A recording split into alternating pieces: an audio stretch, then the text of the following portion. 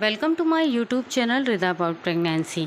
बहुत सारी महिलाएं सोचती हैं कि उनकी नॉर्मल डिलीवरी ही हो, क्योंकि नॉर्मल डिलीवरी में रिकवर होने में बहुत ज़्यादा टाइम नहीं लगता है, ज़्यादा से ज़्यादा 1 महीना या फिर सवा महीना। वहीं जो ऑपरेशन होता है उसमें परहेज़ करते करते या फिर जो टाँके लगते हैं उनको अच्छा होते होते 2 महीने 3 महीने लग जाते हैं। इसलिए हर कोई चाहता है कि नॉर्मल डिलीवरी हो, बहुत ही आसानी से हो, कम दर्द में हो। तो आइए जान लेते हैं नॉर्मल डिलीवरी के कुछ ऐसे ज़बरदस्त तरीके, जो अगर आप इनको तरीक़ों को फॉलो करती हैं तो आपकी डेफ़िनेटली नॉर्मल डिलीवरी हो सकती है। अगर आपकी प्रेगनेंसी में कोई भी कॉम्प्लिकेशन नहीं है तो आपकी नॉर्मल डिलीवरी होने से कोई नहीं रोक सकता। सबसे पहले बात कर लेते हैं शुरुआती महीनों में, जैसे कि हमको मना किया जाता है गर्म चीज़ों को खाने के लिए, तो आपको 9वें महीने में पाइनएप्पल हो गया, पपीता हो गया, घी हो गया, इन चीज़ों का सेवन करना है। यानी कि आपको अपनी डाइट में ये चीज़ें शामिल करनी है, क्योंकि पाइनएप्पल की तासीर गर्म होती है, पपाया की तासीर जो होती है वो गर्म होती है।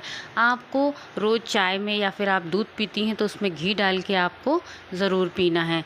इससे गर्भाशय में चिकनाहट पैदा होती है, जिससे बच्चे को बाहर आने में बहुत ही आसानी होती है। और पपाया और जो पाइनएप्पल होता है उससे गर्भ में संकुचन पैदा होता है, जिससे नॉर्मल डिलीवरी के जो दर्द हैं वो आते हैं। तो आपको 9वें महीने में, जब आपके 9वें महीने के 15 दिन निकल जाते हैं, उस टाइम पे आपको ये सारी चीज़ें खाना शुरू कर देनी चाहिए। अगर आपकी प्रेगनेंसी बहुत ही अच्छी चल रही है, आपको कोई भी दिक्कत नहीं है, तो आप 9वें महीने में सीढ़ियाँ चढ़ना उतरने का भी काम कर सकती हैं, बहुत ही आराम से, बहुत ही देख सुन के।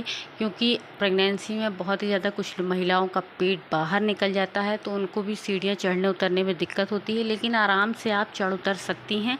आप बैठ के झाड़ू पोछा भी लगा सकती हैं, आप बैठ के कोई भी काम कर सकती हैं। इससे भी जो हमारे पेल्विक एरिया की मसल्स होती हैं वो थोड़ी सी लचीली होती हैं। तो आपको नॉर्मल डिलीवरी के लिए ये बहुत ही आसान तरीका होता है।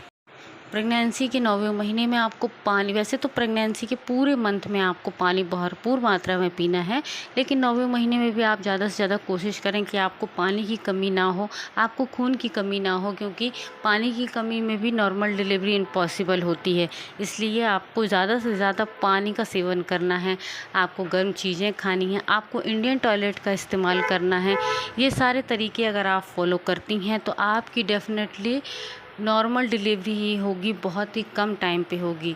जैसे ही आपको दर्द आने शुरू हो जाते हैं, उस टाइम पे आप जो जीरा होता है जो हम घर पे इस्तेमाल करते हैं, उसको पानी में बॉईल कर लेना है बहुत देर तक, और उस पानी को पीते रहना है। आप चाय या कॉफ़ी भी पी सकती हैं जब आपको लेबर पेन आते हैं।